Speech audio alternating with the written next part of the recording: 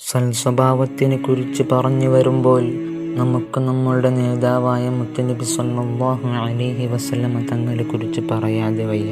മുത്തുനബി സ്വല്ലല്ലാഹു അലൈഹി വസല്ലമ തങ്ങളെ കുറിച്ച് അനസ് റളിയല്ലാഹു അൻഹു അവர்கள் പറയുന്നു, വലഖദ് ഖദംതു റസൂലല്ലാഹി സ്വല്ലല്ലാഹു അലൈഹി വസല്ലമ 10 സിനീന. മുത്തുനബി സ്വല്ലല്ലാഹു അലൈഹി വസല്ലമ തങ്ങൾക്ക് ഞാൻ 10 കൊല്ലം ഖിദ്മത്ത് എടുത്തിട്ടുണ്ട്. ഫമാ ഖാല ലി ഖത്തു ഉഫിൻ വലാ ഖാല ലിശൈഇൻ ഫഅൽതുഹു ലിമ ഫഅൽതഹു വലാ ലിശൈഇൻ ലം അഫ്അൽഹു വലാ ഫഅൽത കദാ.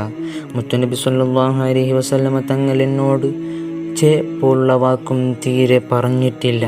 ഞാൻ ഖിദ്മത്തെടുക്കുന്നതിൻ്റെ ഇടയിൽ മുത്തുനബി സ്വല്ലല്ലാഹു അലൈഹി വസല്ലമ തങ്ങൾ നീ അത് എന്തിന് പ്രവർത്തിച്ചു എന്നും ചോദിച്ചിട്ടില്ല. ഞാൻ ചെയ്യാത്ത കാര്യത്തിൽ നീ അതിനെ പ്രവർത്തിക്കാത്തതെന്തേ എന്ന് പോലും ചോദിച്ചിട്ടില്ല. മാത്രമല്ല അനസ് റളിയല്ലാഹു അൻഹു വീണ്ടും മുത്തുനബി സ്വല്ലല്ലാഹു അലൈഹി വസല്ലമ തങ്ങളെ കുറിച്ച് പറയുന്നു, കാന റസൂലുള്ളാഹി സ്വല്ലല്ലാഹു അലൈഹി വസല്ലമ അഹ്സനൻ നാസി ഖുലുഖാ.